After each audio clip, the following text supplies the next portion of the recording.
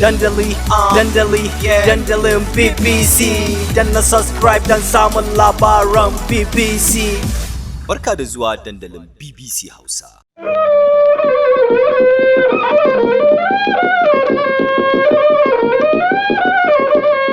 London take kira sashin Hausa na BBC ke magana kan mita 13 da mita 16 da kuma wasu tashoshin FM a wasu ƙasashen Afirka.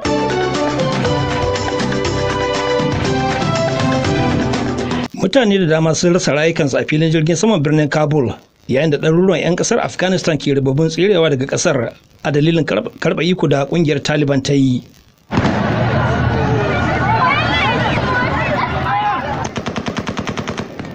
Ƙarar harbin bindiga kenan yayin da sojojin Amurka ke tarwatsa ɗaruruwan 'yan Afghanistan waɗanda ke ƙoƙarin kutsawa da ƙarfi cikin jiragen saman da ke tashi daga filin jirgin saman na Kabul. An ga 'yan Afghanistan a makale a jikin jiragen saman da ke ƙoƙarin tashi daga filin jirgin saman, inda har wasunsu suka rika faɗowa ƙasa. Shaidu sun ce bayan ƙura ta lafa an ga garoki aƙalla guda 3 a kwance a ƙasa. Sai dai ba a tabbatar ko sun mutu a sanadiyar harbin ne ba ko kuma a sanadiyar turere ne aka take su. A wasu labaran masu alaƙa da wannan, China ta sanar da a shirye take ta kulla dangantaka da sabuwar gwamnatin Taliban a Afghanistan. Rasha ta kuma ce jakadanta zai gana da shugabannin Taliban din ranar Talata, inda bayan nan za ta duba yiwuwar amincewa da ita a matsayin halattacciyar gwamnatin kasar. Shugaba Ibrahim Ra'isi na Iran, wanda ake kallo a matsayin mai tsatsauran ra'ayi, ya ce kayan da Amurka ta sha zai bayar da damar shimfiɗa tsarin zaman lafiya mai ɗorewa a kasar.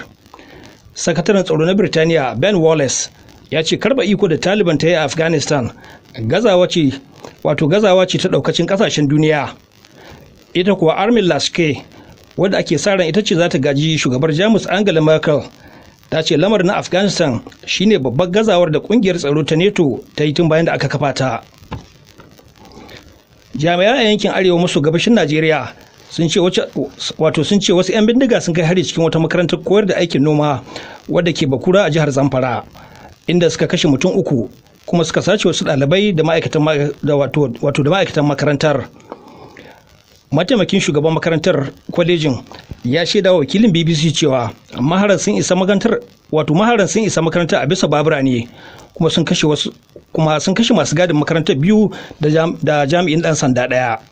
Since last December, more than 1,000 students have been seized from schools and universities. Wakilin BBC kenan ke cewa daga watan Disambar bara zuwa yanzu an sace ɗalibai fiye da 1,000 a Najeriya, kuma an saki yawancinsu bayan an biya kuɗin fansa. Sai da har yanzu akwai kimanin 300 da ba a sako ba.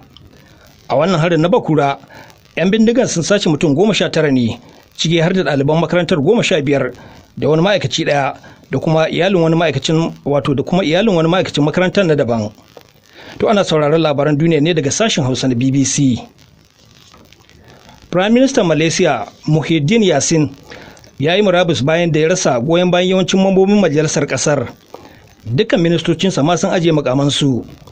Dama Mr. Yassin na fuskantar matsin lamba bayan da abokan tafiyarsa na gwamnatin haɗin gwiwa suka janye goyon bayan su yayin wata takaddama da tukunno kai kan tuhumar wasu 'yan siyasa da ake da aikata laifukan cin hanci da rashawa.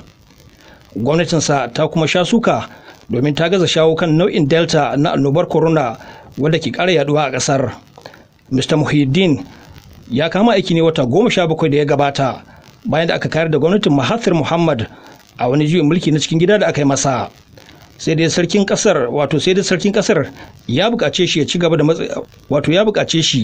gaba a matsayin Prime Minister riko har zuwa lokacin da za a nada wanda zai gaje shi. Shugaban kasar Zambia mai barin gado Edgar Lungu ya amince da shan kayan da ya yi a zaben shugaban kasar da aka yi a makon jiya. Ya kuma mika sakon taya murna ga wanda zai gaje shi, dan kasuwa Hakainde Hichilema, wanda ya lashe zaben da gagarumar nasara.